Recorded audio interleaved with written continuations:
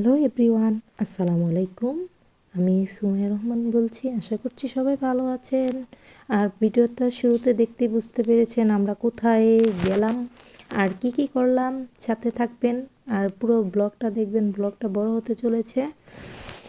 আর যাই হোক, এই তো আমরা বিরিয়ানি আমি রান্না করব, কাবাব বানাবো, মানে কালকে ঘুরতে যাব, সেজন্য কিছু খাবার আয়োজন করলাম সামান্য।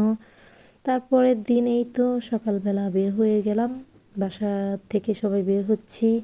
আর খুবই আমরা আনন্দ করব, সেটাই আজকে আপনারা দেখবেন। পুরো এ টু জেড আপনাদের সাথে শেয়ার করব, কারণ আমার আপনাদের সাথে ভিডিও শেয়ার করতে খুব ভালো লাগে। যেটাই হোক, আমি যাই করি টুকিটাকি আপনাদের সাথে শেয়ার না করলে আমার চলে না। আর বাড়ি থেকে এই তো বের হয়ে গেলাম। আর একটু সকালবেলা বৃষ্টি ছিল, যাই হোক বৃষ্টিতে একটু মনটা খারাপ হয়ে গিয়েছিল, এটা ব্যাপার না। তারপরে এই তো আমরা গাড়িতে উঠে গেলাম। আর আমাদের ইনায়া বুড়ি আমরা বলছি হাই দিতে, সে হাই দিচ্ছিল। আর সবাই হাই দিচ্ছে। আমার হাজব্যান্ড খালি আমাকে একটা কথাই বলতো যে তুমি আসলেই সব জায়গায় ঘুরতে যাব, ঘোরাবো, তোমাকে নিয়ে ঘুরবো। তা আমি আসার আগ পর্যন্ত এখনো এই পর্যন্ত সে ঘুরে নেই, কখনো কোথাও যায়নি। আমাকে সে কি পরিমাণ কি ভালোবাসে, সেজন্যই এরকম একজন স্বামী পেয়েছি আলহামদুলিল্লাহ, যে এর আগ পর্যন্ত ঘুরতে যাই যাচ্ছি। যাই হোক, সাথে ভাইয়া আছে, ভাবি আছে, আর আমাদের ফ্যামিলি সব পুরো ফুল একসাথে হয়েছি, খুবই ভালো লাগছে। আর এই তো যাচ্ছি রাস্তা দিয়ে, আনন্দ করতে করতে খুবই আনন্দ করেছি। আর যারা যারা ভিডিওটা দেখবেন অবশ্যই লাইক কমেন্ট করবেন, আর ভিডিওটা পুরোটা দেখবেন। আপনাদেরকে অনুরোধ রইল ভিডিওটা একটু পুরোটা দেখবেন, আর একটা সুন্দর একটা কমেন্ট করে যাবেন আমাদের ভিডিওটা কেমন লেগেছে।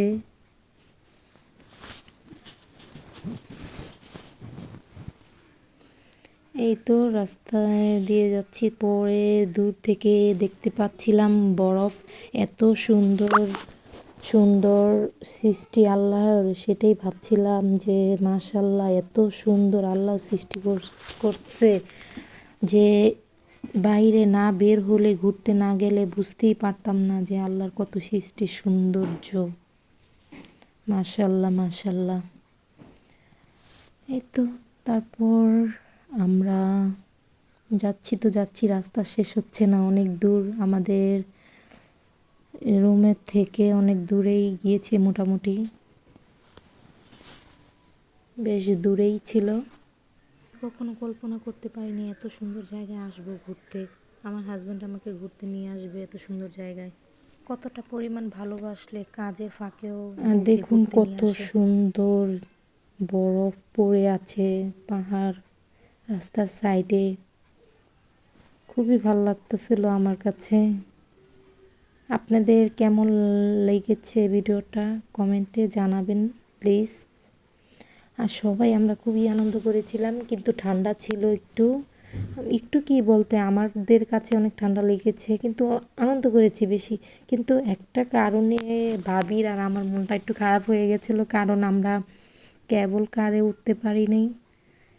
বরফ দেখতে যাওয়া মানেই তো কেবল কারে উঠা, সেটাই তো বেশি সুন্দর একটা ভিউ দেখা যায় কেবল কারে উঠলে, সেটাই উঠতে পারি নাই, একটু মনটা খারাপ ছিল। যাই হোক, মনটা খারাপ হলে কী হবে, আবার ইনশাল্লাহ যাব কোনো একদিন, উঠবো। সেটাও যদি যাইও ভিডিওটা আপনাদের সাথে সেই মুহূর্তটা শেয়ার করব। এই তো দেখুন দূরে কত বরফ জমে আছে, খুবই ভাল লাগতেছিল। আমি যে কিভাবে বুঝাবো আপনাদের, আমার কাছে যে কি যে ভাল লাগতেছিল, রাস্তার ভিউটা অনেক সুন্দর লাগতেছিল। ফাইনালি নেমে গেছি, 1টা বেজে গেছে, লাঞ্চ টাইম হয়ে গেছে। সবাই এই তো আমাদের ওই আমি রান্না করেছিলাম বিরিয়ানির, এটা সবাই খাচ্ছিল। আর মাশাআল্লাহ খুব মজা হয়েছিল। আর অনেক ভাই বলছিল অনেক টেস্ট নাকি হয়েছে। ভাইয়া ভিডিওটা দেখলে কমেন্ট করেন। আর এই তো ভাবি খাচ্ছে, এই তো ভাইয়া খাচ্ছে। যাই হোক, আমাদের খাওয়া দাওয়া শেষ। আর আমরা কতক্ষণে আনন্দ করব, বরফ দিয়ে ছিটাছিটি করব, এক্সাইটেড হয়ে গেছে সবাই। আর ফার্স্ট টাইম আমার ভাবির ভাগ্নির সবারই বরফ দিয়ে খেলামেলা, যাই হোক, অনেক মজা করেছি। এই দিনটা ভোলার মতন না, খুবই আনন্দ লাগছিল বরফে অনেক। আর আমার সবচেয়ে আমার বাচ্চারা অনেক আনন্দ করেছে বরফে দিয়ে। আর দেখুন কত সুন্দর লাগতেছে ভাই, সামনের থেকে আরও বেশি সুন্দর লাগতেছিল, ক্যামেরায় কি সুন্দর লাগতেছিল জানি না, কিন্তু সামনাসামনি আরও সুন্দর, বেশি সুন্দর ভিউ।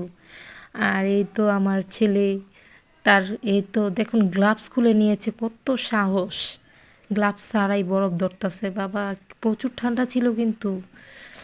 এই তো ভিডিওটা শেষ পর্যায়ে এসে পড়েছে, আর অন্য কোনো নেক্সট ভিডিওতে কথা হবে। সেই পর্যন্ত সুস্থ থাকুন, ভালো থাকুন, আল্লাহ হাফেজ।